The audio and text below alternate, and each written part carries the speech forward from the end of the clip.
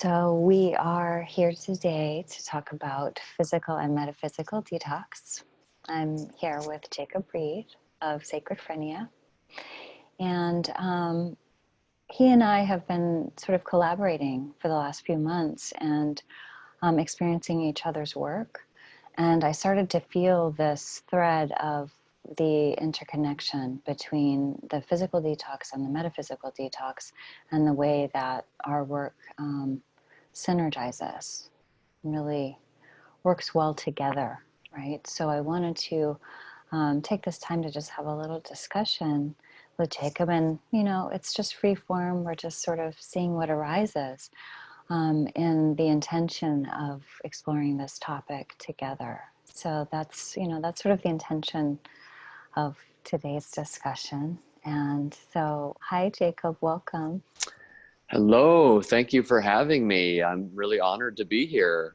Yeah, we've had some really great conversations that weren't being recorded, and we the other day said, well, why don't we just record one of these and see what happens?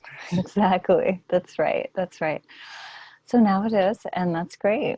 So we can share it, and hopefully other people will benefit as well from what we've experienced, what we've gone through, and how we've learned along the way these different tools and techniques. And so would you like to start by sharing a little bit about detox and its role in your own healing journey, and also the development of your practice?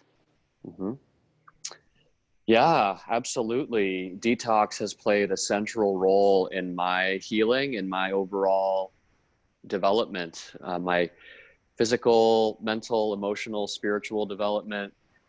And as you point out, there are two sides to detox. So in the beginning, I was more aware of the physical side, and I would say that I became more of an expert in that category, or more of a student in that category, I should say.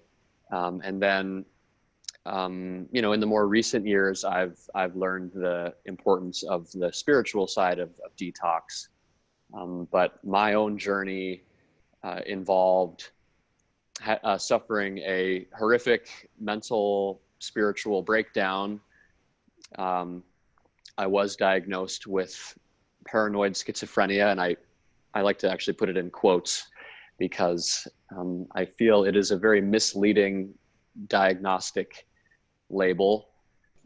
There were these worlds opening up, and yet I was looked at as a medical case, as though that was all that was occurring. And so obviously, you have also learned that that our modern Western allopathic, mentality is not cutting it when it comes to these spiritual emergencies people are experiencing, these awakenings that people are experiencing. And so fortunately, many people are taking their healing into their own hands.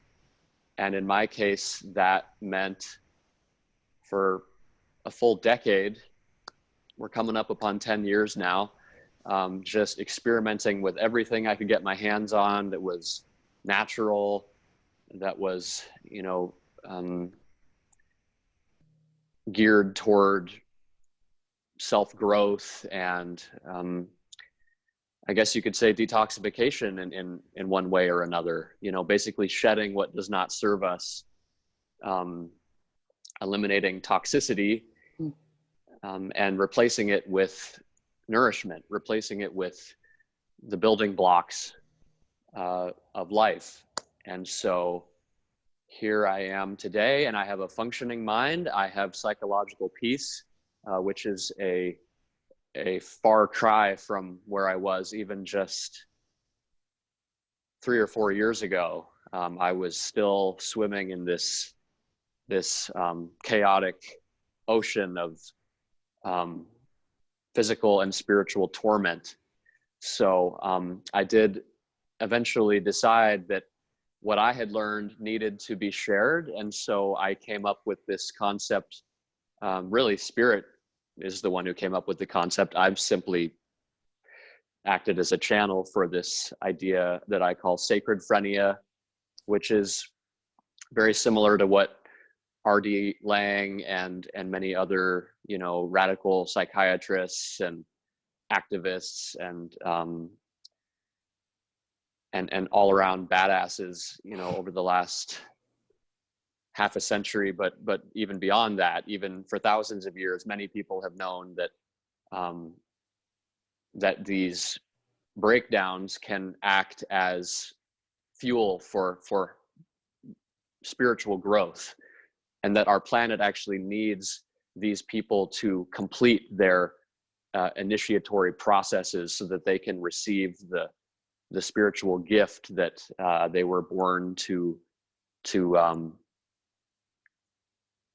deliver to the Yes. species and to the planet. Yeah. Yes. Woo. I Yeah. just had to like, I'm really feeling that. Thank you.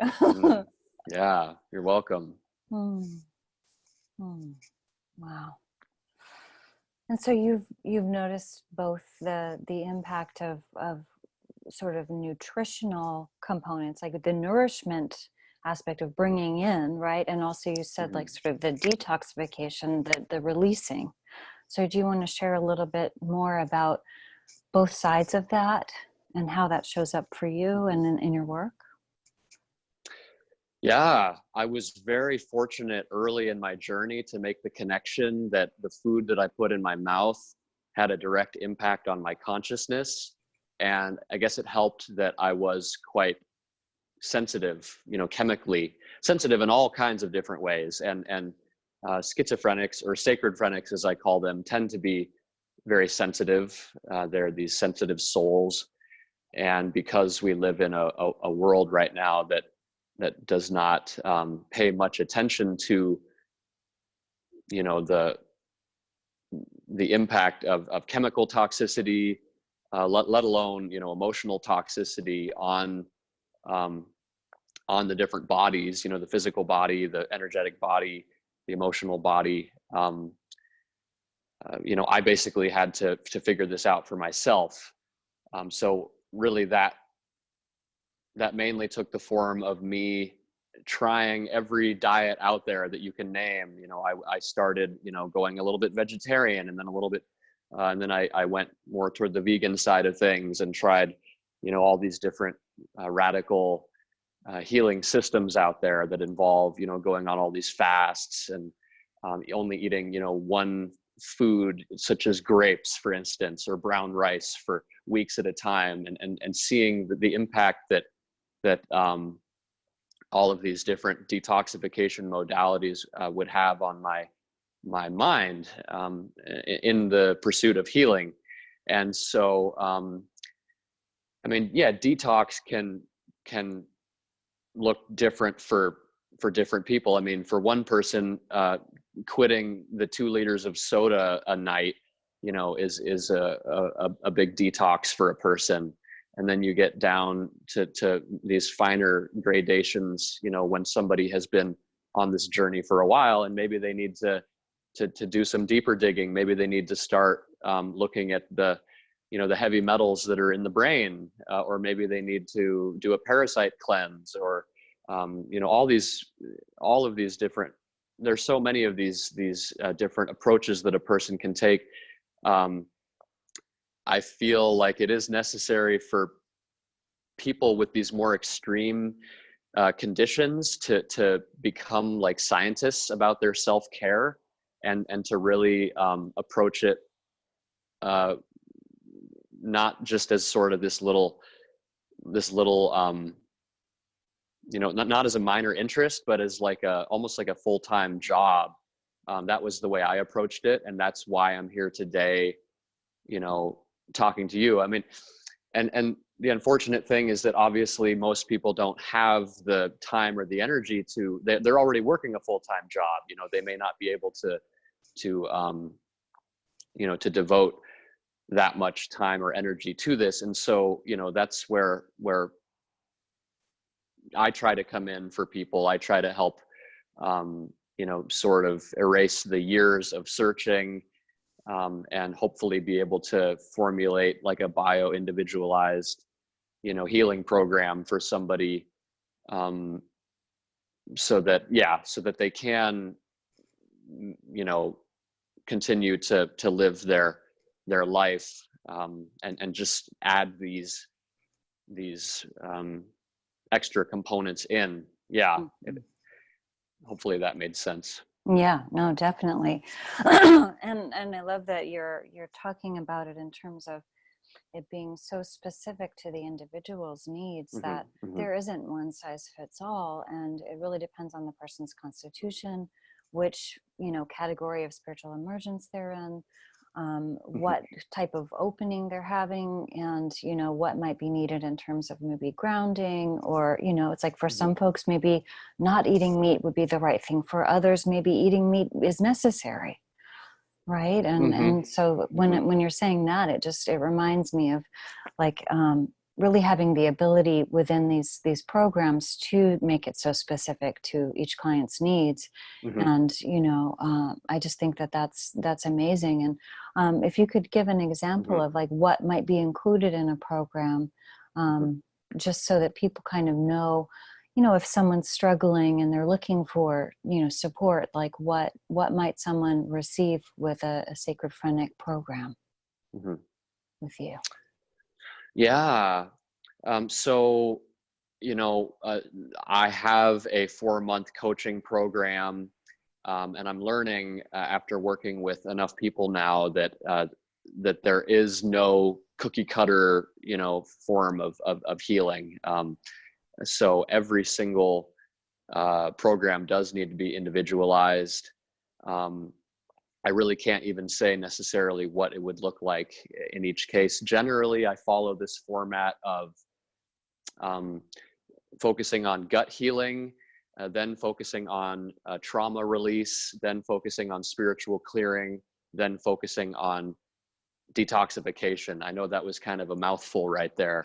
But those are, in my opinion, the 4 pillars of a really quality healing program for someone who is completely lost in the sauce. If somebody has completely lost their tethering to this 3-dimensional world, they are going to need both sides of the detox spectrum. As you were mentioning earlier, they're going to need the physical side, where they get their intestinal health back in order so that they can produce the proper neurochemistry to be able to modulate,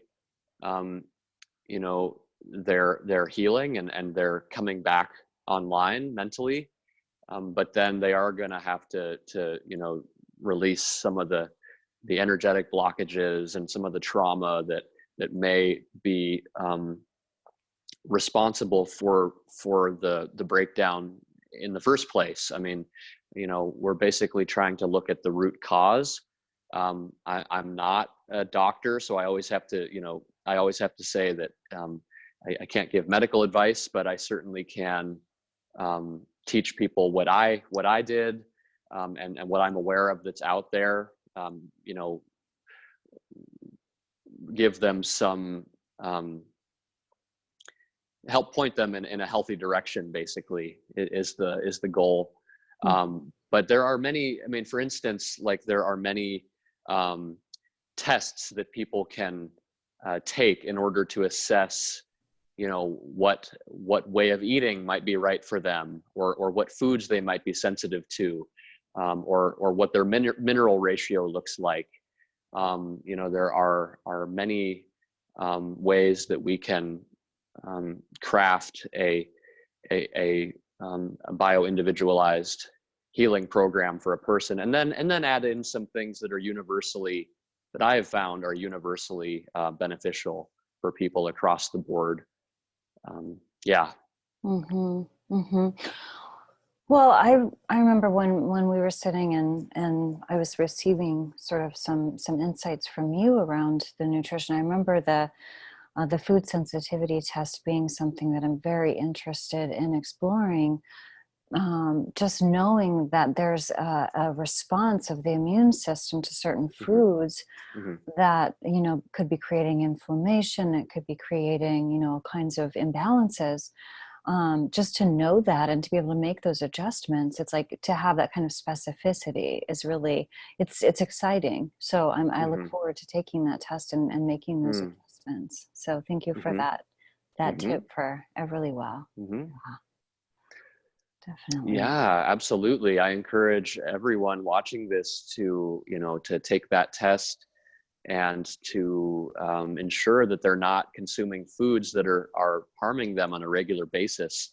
I think even people who aren't dealing with, these spiritual emergencies, many of them would be surprised to learn. Um, Many of them would be surprised to learn how um, how much they may be uh, self-sabotaging, or how much they may be limiting their potential, their overall human potential, by not um, optimizing their nutrition. I mean, it really is a blind spot for many people. And of course, in this era, we're becoming more aware of the crucial role that nutrition plays in um, optimizing, mental performance, mental and emotional and spiritual and physical performance. But I think we have yet to truly dial it in. Obviously there are all these dietary gurus online who are saying, to to do this, low fat or low carb, diet, and this is supposed to apply to every single human being on earth, and that just doesn't make any sense. We each have different heritages. We each have different vessels, physical vessels. There's no way that that can be the case. So Mm-hmm. a test like that can be very useful for that reason. Yeah. Mm-hmm. Definitely.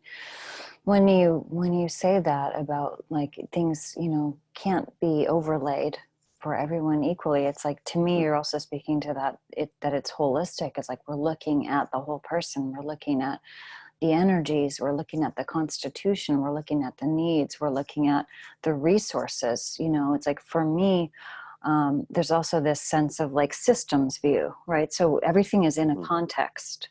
Mm-hmm. Right. And so it's like when we look at our gut biome, it's like there's an entire ecological system that's inside of our body and also on our skin and we are housing all of these organisms, right? And so to Yeah. have the balance of, the proper microbiome, that was the other one that you mentioned, like Mm-hmm.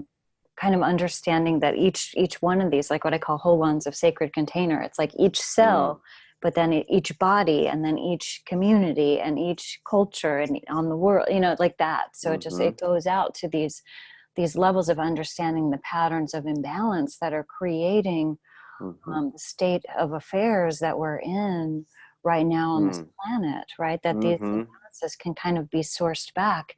And self-care is not, in my opinion, separate from other care in that way. It's like when we Mm-hmm. work with our own vessel and show up the most fully that we can to our soul purpose, then each one of us that's able to do that is able to offer our gifts to the world, right? And so then we are Mm-hmm. helping to rebalance in other ways, and to detoxify in other ways, in larger ways too. So I think it does start Mm. at home, so to speak, right? The home of the Mm-hmm. body. Yeah. So Mm. that really Wow, well speaks to me. said. Thank That's one thing I love about you is the way that you were trained as a biologist, and it taught you to view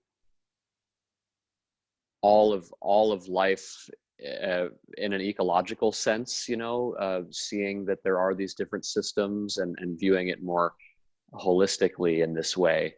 One of the exciting things about, and this is kind of just to echo your point, but one of the exciting things about this type of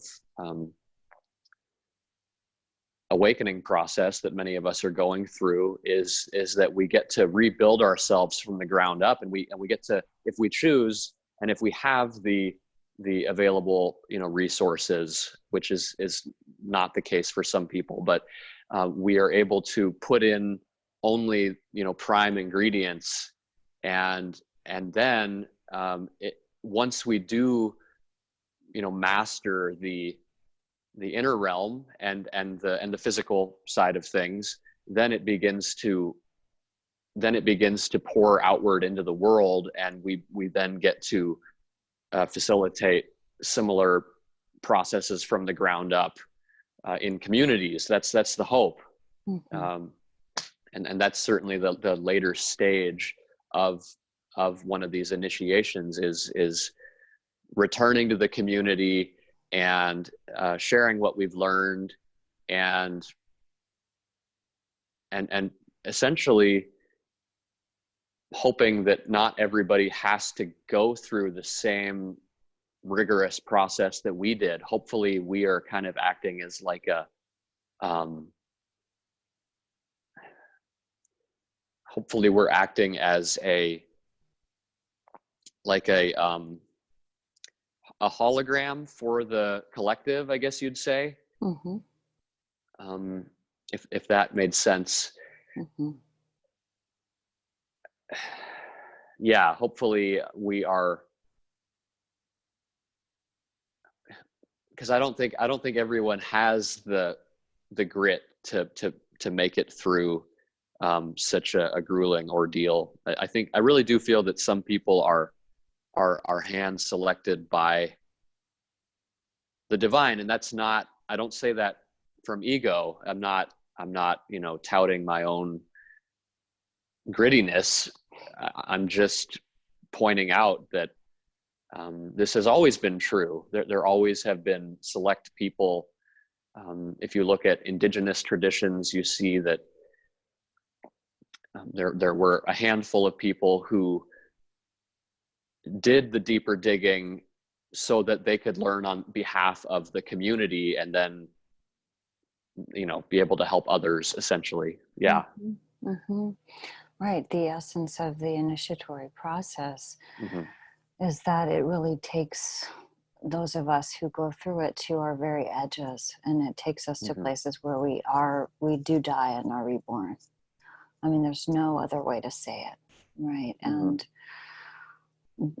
definitely this transmutation of like lived experience into service, into like the offering, right? Like coming back from the the Inanna's like journey to the underworld, and what's the boon, right? And I think that's a journey that many people who are in spiritual emergence, they may not have language or sort of the narrative for that. And that's one of the things that I think is the gift of whether we talk about sacred friendly or we talk about spiritual emergence, that there's another framework for what's happening, and how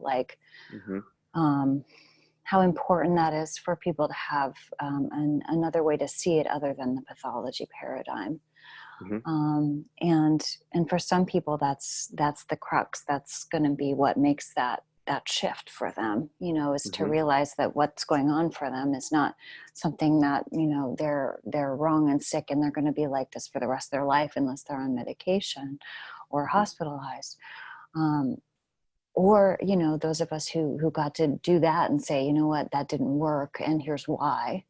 And what we need is something different, and let's find what works for us, and then like pool our resources, like folks like you and I coming together and being like, yeah, that worked, and this was great, let's try that. And kind of creating like even a more comprehensive vision, as a carrier of a diagnosis myself, and of a different diagnosis of so-called bipolar. So when we say so-called, it's like doing this, but like just with words. So we say that a lot. So-called psychosis or so-called. So of so-called bipolar, like what, a lot of the folks that I work with, and myself included, are actually experiencing psychic opening, are experiencing overwhelm of the nervous system, and then a crash of that energy. And then, what is then, called the bipolar depression, right?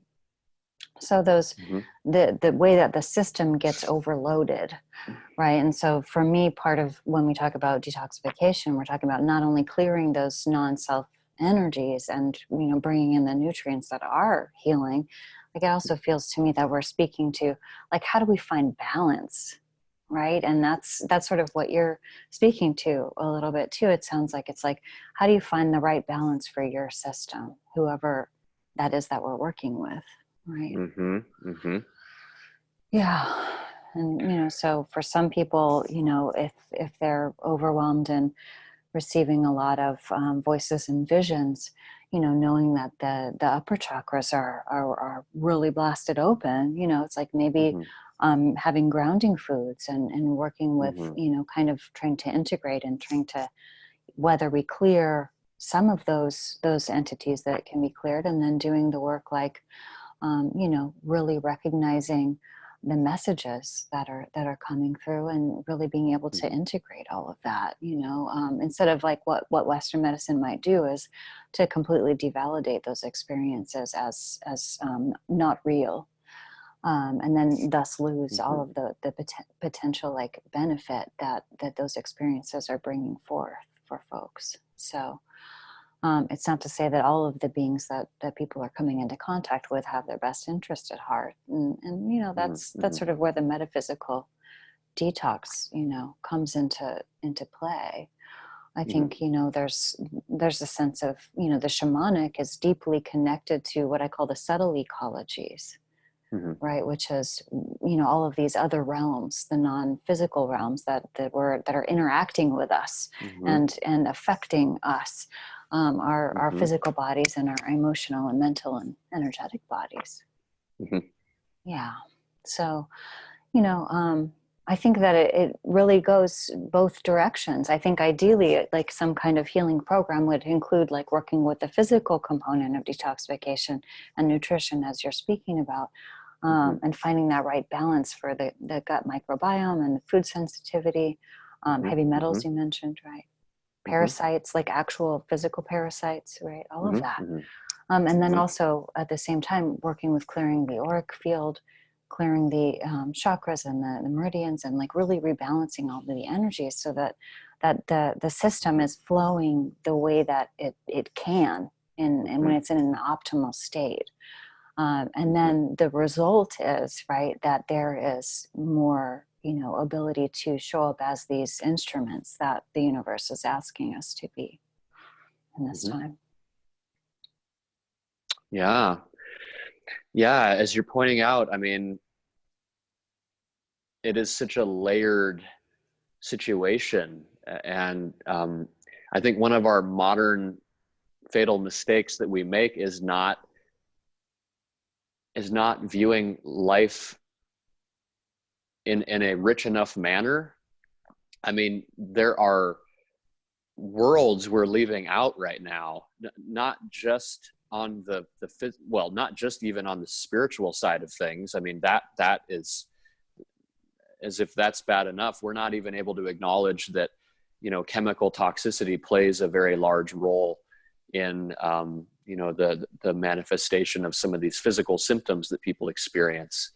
And I think if we can just embody a more overall magical perspective, I mean, that word actually gets tossed around a lot by psychiatrists themselves, and it is really like this derogatory term. Whenever a sacred phrenic, or another person who's going through an emergence process like this, whenever they start to talk about the synchronicities they're experiencing, or the visions they're having, those phenomena are all just cast aside and called magical, as though that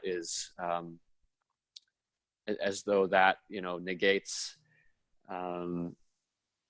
the experiences entirely, when the truth is that you could spend a century examining a single, quote unquote psychotic experience that a person had. And I mean, there's rich symbolism inside of that experience, and there is meaning for not only that person, but also for the community at large. And that's something that even many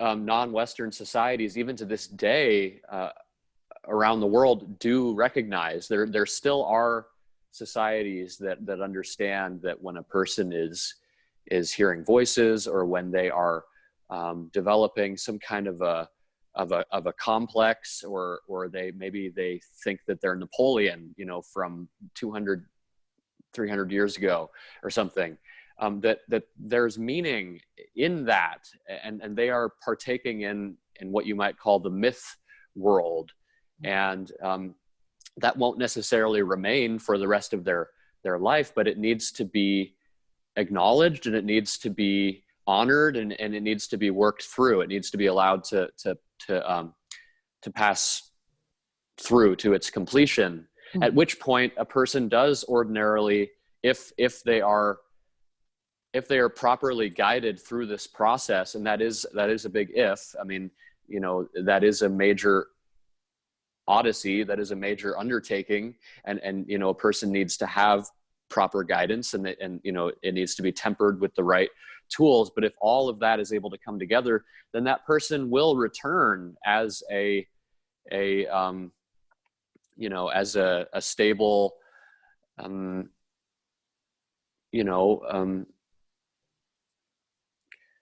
stable person who has their wits together, I mean, mm-hmm. And that's what's happened in so many of our cases. And I'm trying to tie it back to what you were talking about. I kind of veered off into a new topic there, but I think that's great. I mean, mm-hmm. what arises for me is like, thinking about Carl Jung and mm-hmm. his work with the archetypes, and he had his own spiritual emergence process. Mm-hmm. Mm-hmm. And because he was able to explore those realms and had the holding, had the support, had the mm-hmm. Mm-hmm. financial capacity, etc., to be able to do that he actually was able to move through that process and bring us mm-hmm. this amazing body of work called the Red Book. Right. Mm-hmm. And so it's like, that's kind of like the template, right, that we're talking about, where there's beings that go through these experiences and become these great healers and teachers of others around these worlds, these realms of experience. And and so many more. You named R.D. Lang, and there's so many folks, Stan Groff, obviously, that carry this message in different ways and in different versions. And so this is the updated version, right, that we're getting now. And we want to continue to evolve the conversation and include more, right? Include conversations about neurodiversity, can include like conversations about social justice. And there's so many areas that, we really need to bring in, and that we do what we can in that way by having these kinds of conversations, by just also getting the information out there and starting the conversations to begin with, right? Where they need to be had. So I think this is a great starting point. And I know that, there's definitely so much more to talk about, but when you were describing, these archetypes sort of waking up in people or channeling through, that's sort of the language I use, right? Is, I had a lot of work with Chiron, in my experience, and, also a lot of sort of trickster energy in my spiritual emergence that I speak about in my new book. And, both of those figures represent not only a lived experience of initiation, but also really going, like I said, to those edges, to that place where paradox is actually the norm, and where you have to let go of everything you thought was what reality was.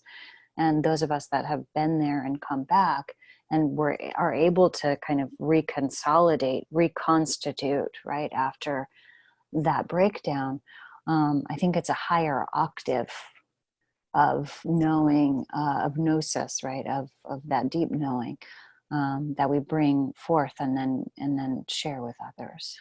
So yeah, back to that initiation process once again.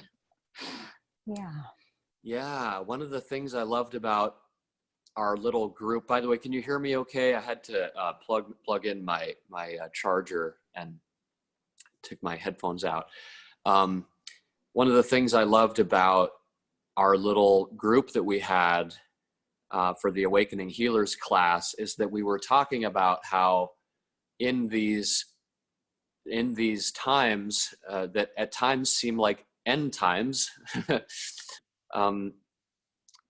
many of the conversations that are occurring rival the ones that Jung may have been having with Freud, or that many of these heavyweights were having, and they're not all necessarily in the public sphere right now, and they may look a little bit different than you'd expect. I mean, maybe like the conversation we're having, certainly in my case, I don't have the academic credentials to, bolster my name or to bolster my message. But I think in terms of what we've been able to learn being, on the ground with these challenges and working through them, discovering all these tools and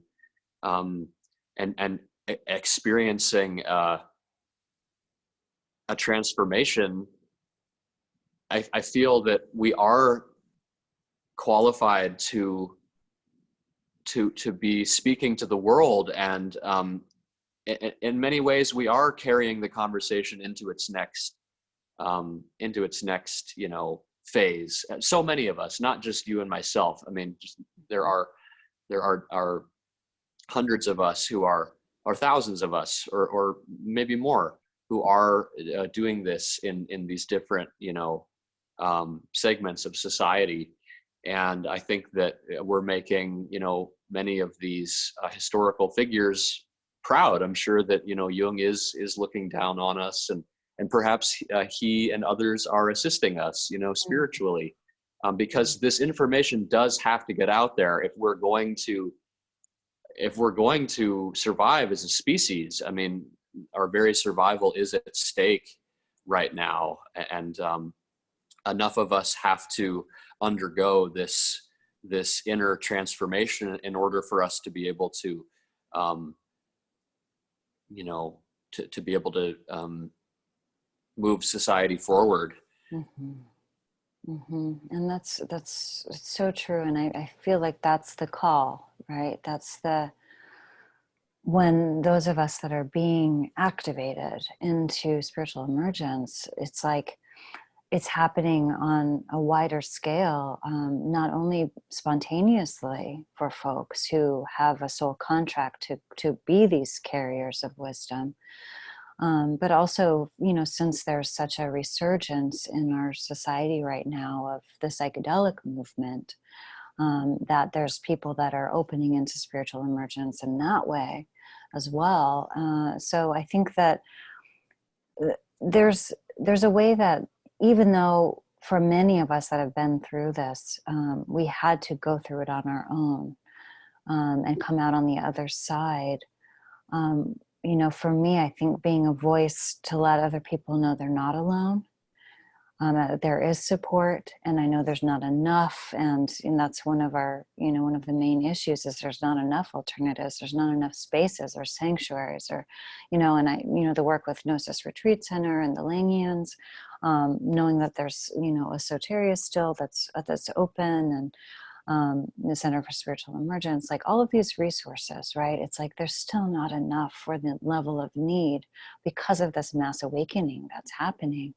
But knowing that, like, if our intention is to continue to connect with other experiencers and to build a network, like for me, that feels like, it's like that when I was going through my experience, they kept saying like the gathering of the tribes, like this is sort of the time where we're all finding one another and then working together. So it's like this tapestry that we're not having to carry it all alone, that we're actually able to help one another get through it now. So that's hopeful to me in the midst of everything that's going on. Yeah. Yeah, I mean, our meeting is certainly a part of that, and that was so beautifully stated. It's this tapestry, and it's only going to get stronger. The the energies on the planet are going to, assure that it does. I feel, I think it's all unfolding in divine timing, even though it appears at times that we're way behind. That we do have a lot of catching up to do. I mean, it's daunting, the situation that we face. It is very daunting, and no, the needs are not being met, not by a long shot. There are millions of people who are absolutely miserable as we speak, and are in many cases, committing suicide, and just not.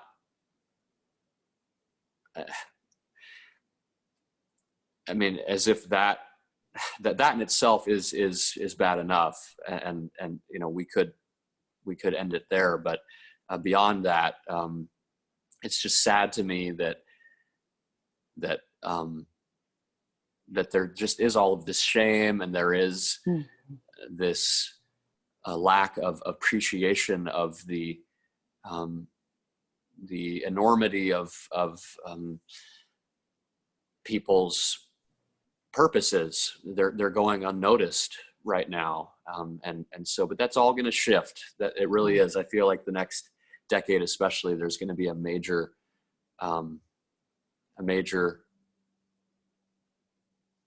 collective just recovery of this knowledge and this awareness. Yeah. I feel that too. I really feel like it's I feel like it's happening. I feel like we're in this wave, right, of this new way coming through, of us all coming together. Like there's some amazing conferences. I'm just going to name a couple, like the Hypnosis Retreat Center. We meet every summer for the Lang Symposium, and then the Assist Conference, which is the American Center for the Integration of Spiritually Transformative Experiences. Like, there are folks having these conversations, and when I came to these conferences, I was like, oh my gosh, it's like there are people getting together and really saying, like, what can we do?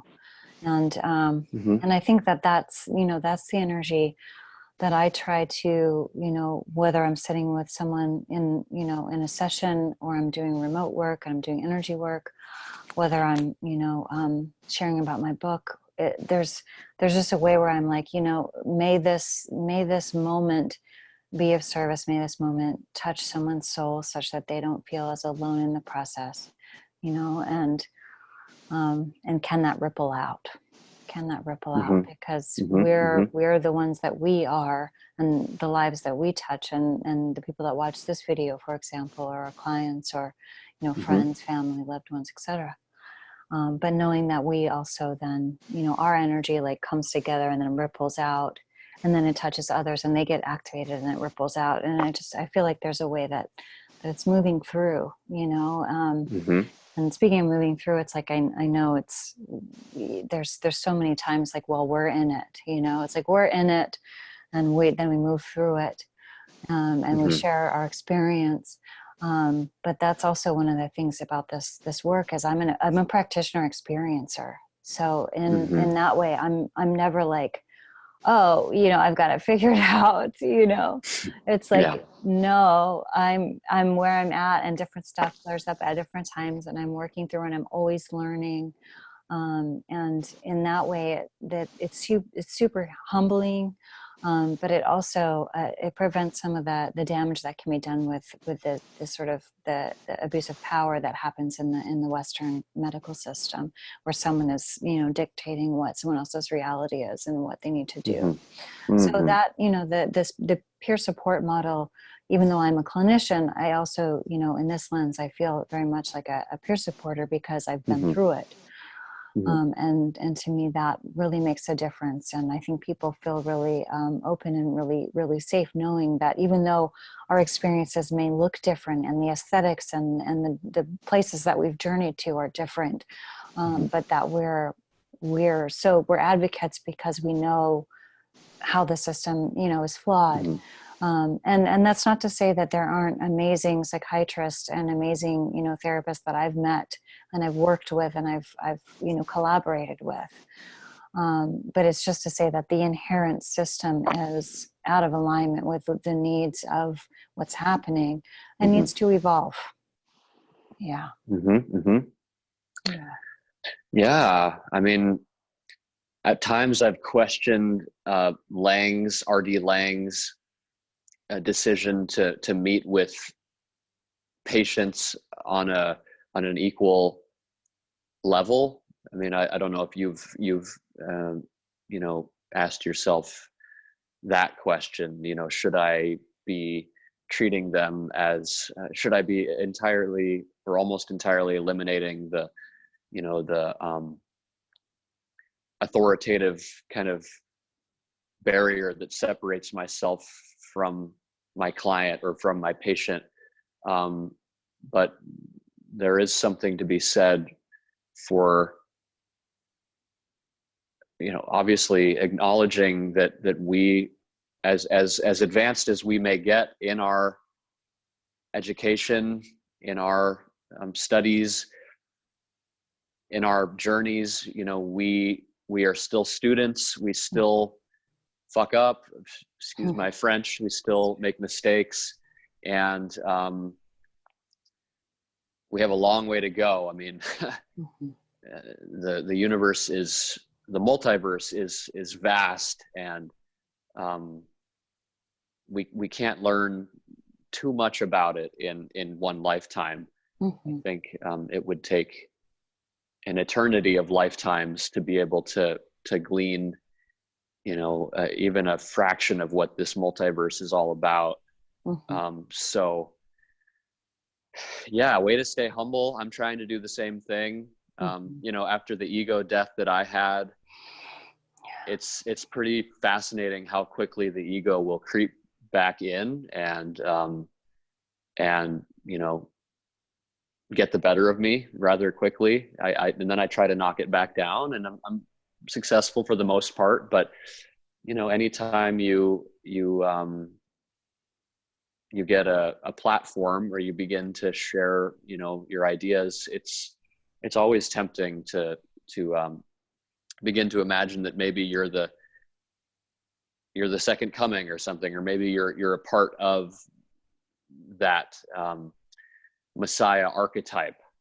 And maybe some of that is necessary. Maybe we should look at ourselves as being, part of the returning of Christ consciousness. I don't know. Sometimes I go back and forth on that, but these are all important questions to ask. Right. Exactly. Like, the next Buddha is the Sangha. That's sort of another way of looking at that. Like, we're all cells in the body of the resurrected and, returning Christ, however we want to language it. It's like that it's happening on a collective level now instead of just in an individual. And that feels true to me. So I don't think of that as an inflation. I think of that as like reality, and thank God, right? Thank God that, in Sri Aurobindo's languaging that so there's evolution and then involution. So we're bringing like spirit back into matter. It's like, yes, because it's been, so devoid for so long that, I mean, it never really was devoid, but just in the rational materialistic sense, it's like it got separated, but the healing is like the returning, the coming back of the spirit and matter.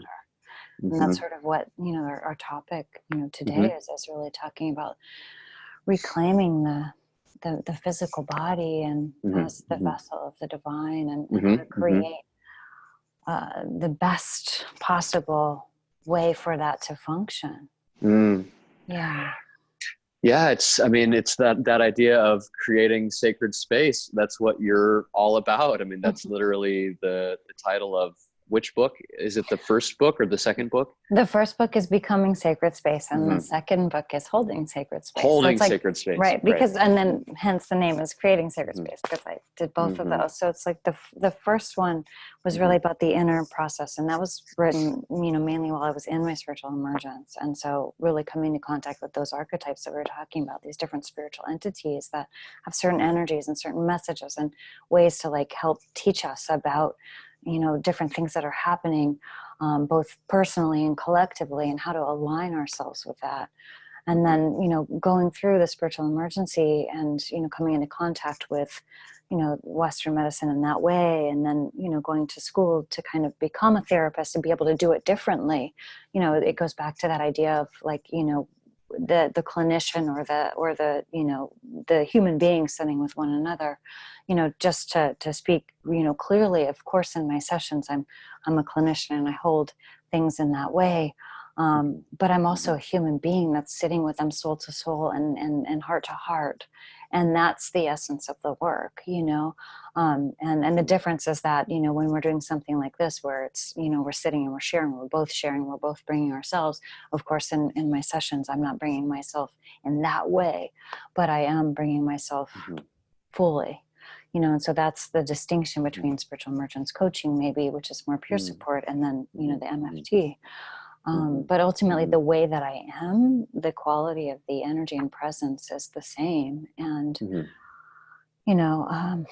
I feel like when you were speaking about like the multi-lifetime journey, I think that's why, modalities such as like working with the Akashic record is so important, because we're looking at the pattern of trauma through time that can be cleared, and getting to the source, like you said, cure versus symptom relief. Right. And so it's like, getting to the core of like nutritional deficiencies or clearing parasites and things like that.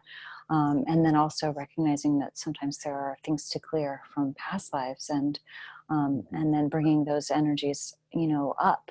It's almost like a soul retrieval, right? There's certain places and parts of our energy body that's stuck in time in different places. So bringing that in, it's like another form of nutrition. It's like, how do we bring more of ourself here now? It's like part of it is doing that work, and part of it is really being present and being able to be in the body. And for me, like that, I'll say, in my full, vulnerability, that being fully embodied has been very, very hard with the amount of trauma that I've experienced, not only growing up, but then some, major traumas. And just the difficulty of really fully inhabiting my body and feeling safe. And you mentioned also like working with trauma and trauma release. And I feel like that's such a key part of this, and recognizing too that spiritual emergence sometimes is catalyzed by trauma, has the trauma that the experience itself creates, and then also the trauma of the pathology paradigm or the reaction of others to that. So trauma is also a big part of this, isn't it?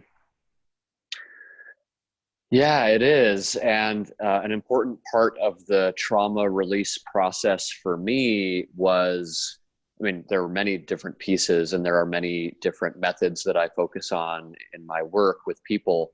But one of them is getting back in touch with our foundational truths, where we know that no matter where we go and no matter what we do, we are actually 100% safe at all times. And that's hard for people to wrap their heads around, because it's like, well, of course I'm not safe. What if I go outside and I get mugged? Or what if, some demon comes along and sucks on my energy or whatever? But it's like, no matter what happens to you, even if you are in a completely depleted, completely, devastated state, physically, mentally, emotionally, spiritually, no matter where you are in the universe, even if you're in some kind of hell realm, it's all an illusion. And we can, at any time, we can begin to reclaim our true heavenly nature, which is, being safe. That is our original state, and we can always connect back to that. So certainly that's touching on the more spiritual side of things. And there does need to be a kind of like yin and yang approach to making that space that you were talking about, to clearing, or to making that room inside of the physical body, clearing away the physical garbage. That would be maybe a more yang type of activity, where you're taking all these steps to you know, to clean house. You're doing colon cleansing, and you're drinking all these binder drinks that basically bind toxicity within your intestines, and all these different things. I mean, that would be a more yang type of activity. And then maybe getting more in touch with those foundational truths would be a more yin activity, or there are many spiritual activities where we're simply receiving the knowledge that is our birthright. We're simply receiving the divine downloads that we need to. And in combination, when those two things combine, you really can't lose. I mean, that is a winning formula. And any person who combines those things and does it long enough, with enough desire, with enough fire, they're going to heal. I don't care, where they're at right now. I mean, it's assured that they're going to make it into that higher state of consciousness where all is well, and all shall be well. Yeah. I know both you and I, over these years of working with folks, that we've seen some amazing transformations, including ourselves. So yeah, if there's one testimonial that we can give to these practices, is that we got through it and we came out on the other side. So and we have something to share, and we're doing it. So yeah, that's amazing. And I love this idea of these foundational truths, that there's a way to tap into our essence and our essential nature, and our essential safety and belonging and sovereignty and interconnection. Like that's not a paradox, right? It's like we're sovereign, but also like deeply, deeply connected. And I love that. I love the yin and yang, and working with the, that balance once again, right? The fire and water, and masculine, feminine, right, left, all of that. So yeah, beautiful. Thank you. Yeah, thanks for listening, for hearing me. Well, what an honor to sit today in this way, and to share, and just kind of see where it goes and see what comes through. And it's been great. I really appreciate this. Yeah, I just am so appreciative myself, and I'm sitting in the most divine little building right now. I mean, I would love to just share that I just moved over to this special little cottage on this property in Nevada City. I'm just going to be here for a little while, and the view is just stunning. I almost want to show you. Can I actually show you what the view looks like right now? Yes, sure. Okay, I'm going to just quickly show you. It's probably not what you're expecting, but can you see what it looks like out there? So beautiful. Yeah. Wow. And so I was getting to enjoy this view as I was sitting with you. I just entered this place about an hour before our call. Wow.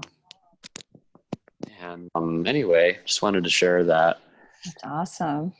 That's so great. Like now we can visualize you visualizing that view while you're Yeah, you'll have to go rewatch the interview and imagine me looking at that stunning horizon while considering all these concepts. Right, exactly. But I mean, that really speaks to the impact of environment on our Hmm. well-being too, right? Like Hmm. our home spaces, our workspaces, our, contact with nature, things like that. So, Hmm. that feels really relevant here too. So, Hmm. yeah. Cool. Good. Well, I feel like we covered a lot of ground, and I Hmm. just, want to invite anyone that's interested to reach out to Jacob at Hmm. sacredfrenia.com, and we're going to put those links in the video, in the description. Mm. Um, and, please, feel free to check out my new book, Holding Sacred Space, Honoring the Subtle Hmm. Ecologies of the Spiritual Emergence Process. And I'm sure you'll be seeing more from Jacob and I in the future as Hmm. we continue to collaborate in different kind of ways. Hmm. And we'll allow the universe to unfold and tell us what those are as it arises. And then we'll keep you Yep. informed. Yep. A lot more to come. I know that. For This is sure. just the beginning. Exactly. So thank you all. Have a Hmm. good. Thank you so much, everyone, for watching. It's an honor again for me to be here. I think so highly of Michelle. She's been a really instructive, instrumental teacher for me. And it hasn't even been very long that I've known her, but she's able to make an impact very quickly. So, yeah, watch this space. Thank you. Thank you, Jacob. Thank you, Michelle.